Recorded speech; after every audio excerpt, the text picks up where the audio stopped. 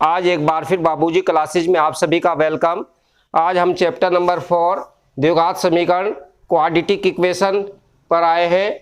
ये चैप्टर बहुत ही इंपॉर्टेंट है। इसमें से छोटे बड़े क्वेश्चन एग्जाम में अक्सर पूछे जाते हैं और 6 नंबर का जो बड़ा क्वेश्चन है वो भी आता है इसमें से। और इसको देख लेते हैं कि द्विघात समीकरण क्या है। पहले इसका कंसेप्ट देखेंगे, थोड़ी देखेंगे आज इसका फंडामेंटल क्या है, उसको गहराई से समझना बहुत ज़रूरी है। अगर वो चीज़ें हमारी बेसिक क्लियर हो गई तो जो भी इसकी प्रॉब्लम्स है वो आसानी से सॉल्व हो जाएगी। तो सबसे पहले हम क्वाड्रेटिक इक्वेशन द्विघात समीकरण को देख लेते हैं। द्विघात समीकरण को देखने से पहले हमने पिछले चैप्टर में चैप्टर नंबर 2 में द्विघात बहुपद को पढ़ा था। द्विघात बहुपद क्या है सबसे पहले उसको जान लेते हैं। तो द्विघात बहुपद वह बहुपद जिसकी घात 2 होती है द्विघात बहुपद कहलाता है। तो यहाँ पे एक बार उसको डेफिनेशन को क्लियर कर लेते हैं। द्विघात बहुपद इसको बोलते हैं इंग्लिश में क्वाड्रेटिक पॉलिनोमियल।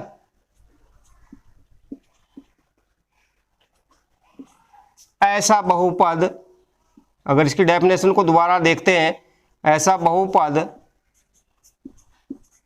जिसकी घात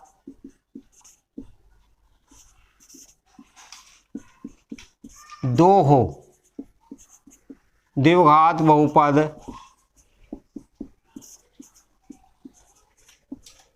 कहलाता है। एग्जाम्पल, अगर इसको हम पी एक्स ले लें, पी एक्स इजकल टू, तो मानक द्विघात बहुपद है हमारे पास A X square plus B x plus C. तो यहाँ पे ये स्टैंडर्ड क्वाड्रेटिक पॉलिनोमियल है A X square plus B x plus C. तो यहाँ पे यदि हम कह दें यदि पी एक्स बराबर 0 तब पी एक्स बराबर द्विघात बहुपद बराबर A X square plus B x plus C is equal to 0, तब ये हमारी द्विघात समीकरण बन जाती है। द्वि समीकरण क्योंकि हम जानते हैं दो साइड होती है, एक RHS होता है एक LHS होता है।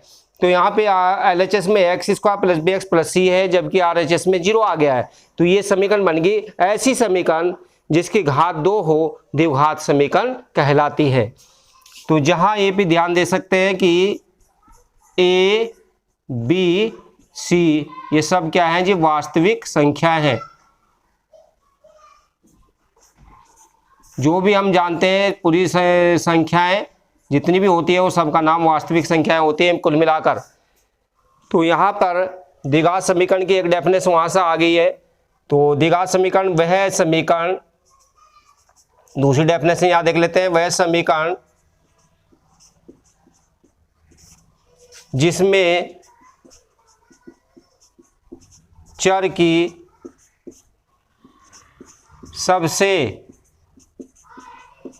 बड़ी घात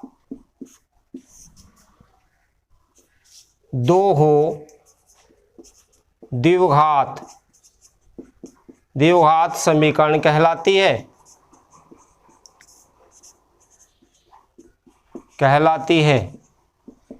एग्जाम्पल के तौर पर भी हमने एक द्विघात बहुपद लिया है, उसी को हमने द्विघात समीकरण के रूप में बनाया है। पी एक्स को 0 ले लिया, तो अब यहाँ पे द्विघात समीकरण जो हमारी पी एक्स बराबर है x square plus B x plus C is equal to 0, यहाँ पे द्विघात समीकरण है। द्विघात समीकरण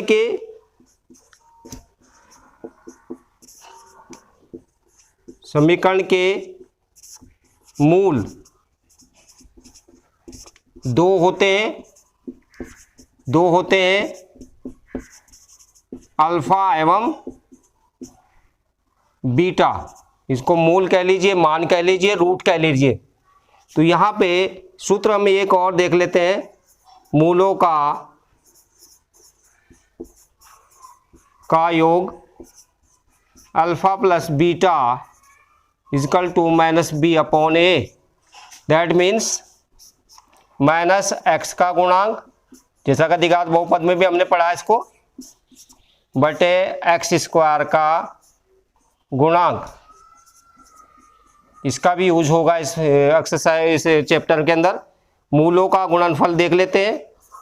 मूलों का गुणनफल alpha beta that means C upon A, यहाँ पे यानी अचर पद बटे नीचे वही रहेगा एक्स स्क्वायर का गुणांक। तो ये इस तरीके से इसके फार्मूला आ जाते हैं मूलों का योग मूलों का गुणनफल। एक यहाँ पे देख लेते हैं द्विघात समीकरण के हल करने की विधियां कितनी है। द्विघात समीकरण को हल करने की विधियां, यहाँ पे विधियां जो है हमारे पास तीन विधियां हैं, तीन मेथड्स है। फर्स्ट गुणनखंड द्वारा हल कर सकते हैं द्विघात समीकरण को। सेकंड है हमारे पास द्विघाती सूत्र द्वारा,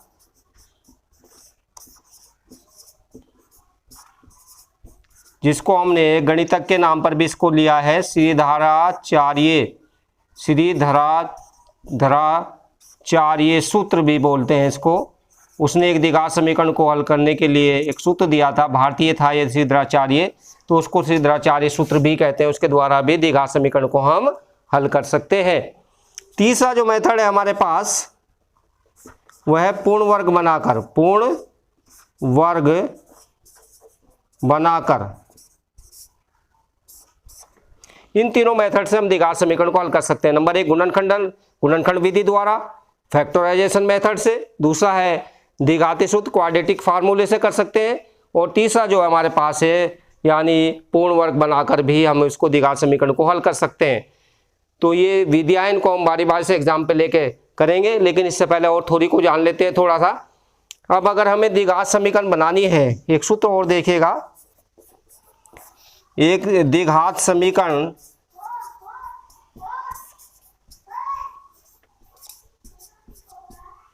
का अगर सूत्र देखें कैसे बनेगी, एक्स स्क्वायर प्लस मूलों का योग alpha plus beta into x plus alpha beta यानी मूलों का गुणनफल इक्वल टू 0। तो यहाँ से हम द्विघात समीकरण के अगर दो मूल हमें दिए हुए एक अल्फा दूसरा बीटा, तो इस कंडीशन में हम द्विघात समीकरण को बनाने का एक फार्मूला है एक्स स्क्वायर, सॉरी यहाँ पे माइनस आएगा, x square minus alpha plus beta into x plus alpha beta equal to 0। इसके बाद हम देख लेते हैं और जो है द्विघात समीकरण का ग्राफ कैसा आएगा। द्विघात समीकरण का अगर हम ग्राफ देखें तो ये आएगा परवलाकार का मतलब ये इस तरीके से ग्राफ देख सकते हैं इसको। आलेख जो है इसका, ये हमारा ग्राफ है, एक्स ये एक्स डेक्स है और ये हमारे पास वाई और वाई डेक्स है। तो इसका जो ग्राफ है द्विघात समीकरण का ठीक है इस तरीके से आएगा, या ऐसे आएगा, नीचे भी आ सकता है। तो द्विघात समीकरण का जो ग्राफ है अगर हम खींचे वैल्यू को लेकर, तो इसका जो ग्राफ आएगा वो आएगा यानी परवलयकार, इंग्लिश में अगर इसको बोले पैराबोलिक, ये पैराबोलिक होता है। अब हम द्विघात समीकरण के मूलों के लक्षण या मूलों की प्रकृति देख लेते हैं। द्विघात समीकरण हमारे पास है मानक द्विघात समीकरण,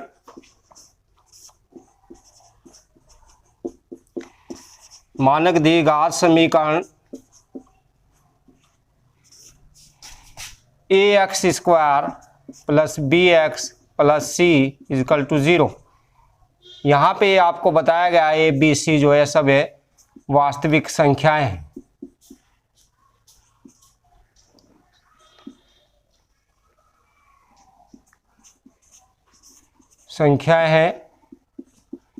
और ए इज नॉट इक्वल 0। तो मूलों के लक्षण या मूलों की प्रकृति भी इसको बोलते हैं आप।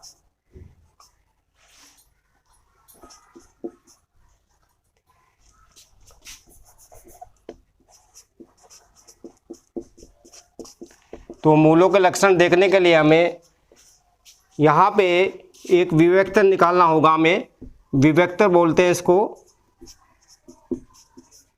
या इसको डिस्क्रिमिनेंट यानी डी, तो डी बराबर है होता है formula B square minus 4ac। तो फर्स्ट केस में हम लेते हैं यदि डी बराबर बी स्क्वायर माइनस 4ac बड़ा है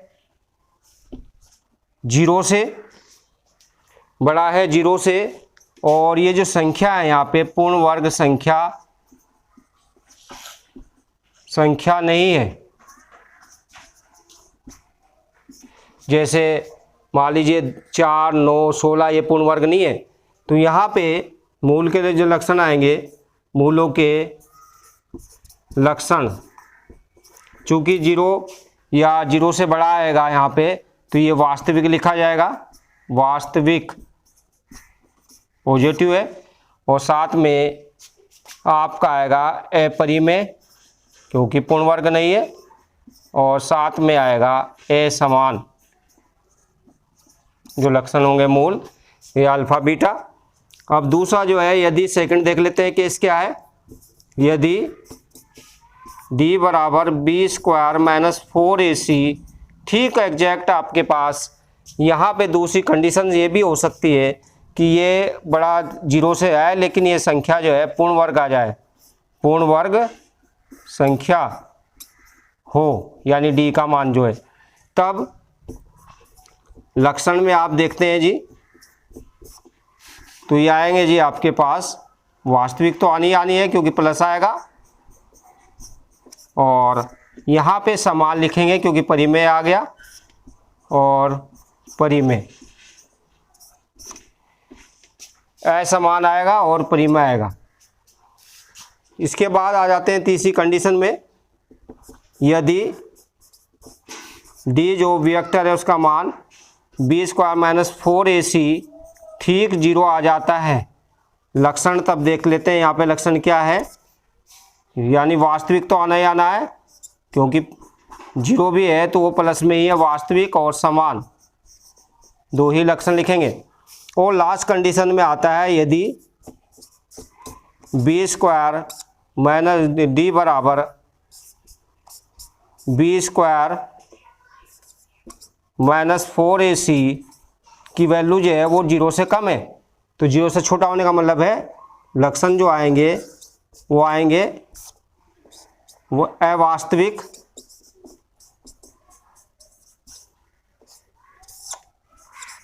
या वास्तविक नहीं, कई नाम है इसके, या काल्पनिक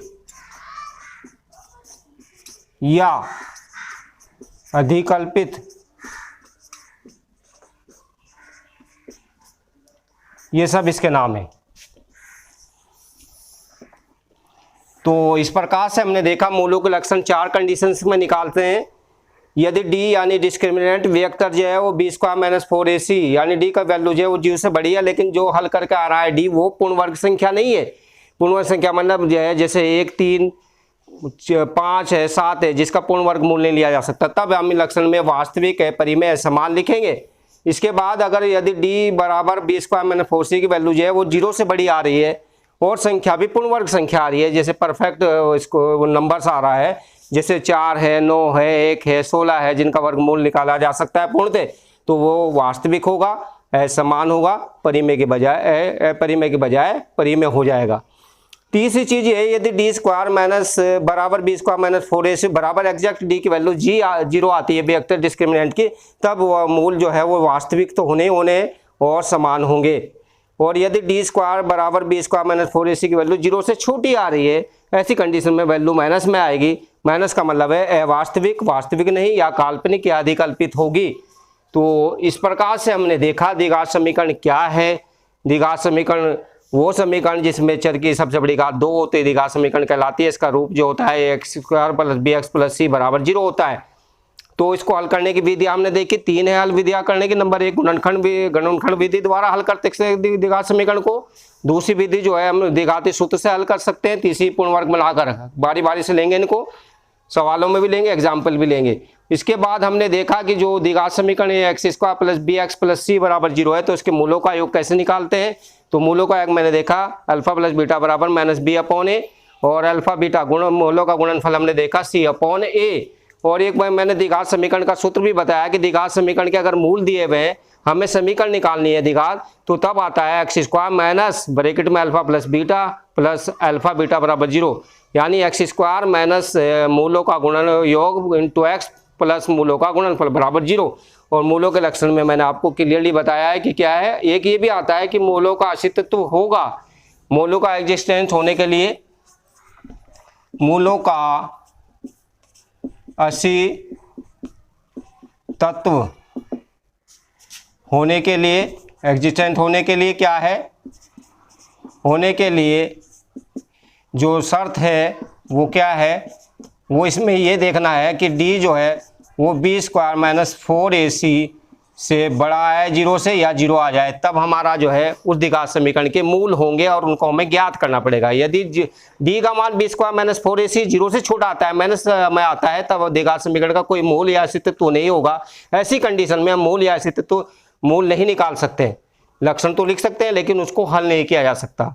आज इतना ही द्विघात समीकरण को इसको ध्यान से देखिएगा। अगर ये मेरी वीडियो, और साथ ही साथ इसमें अगर आपको कुछ पूछना है कमेंट से आप में दीजिएगा, और साथ ही साथ इस मेरी वीडियो को लाइक कीजिएगा, और साथ ही साथ सभी दोस्तों में शेयर भी कीजिएगा, और बाबूजी क्लासेस चैनल को सब्सक्राइब भी कीजिएगा। आज इतना ही।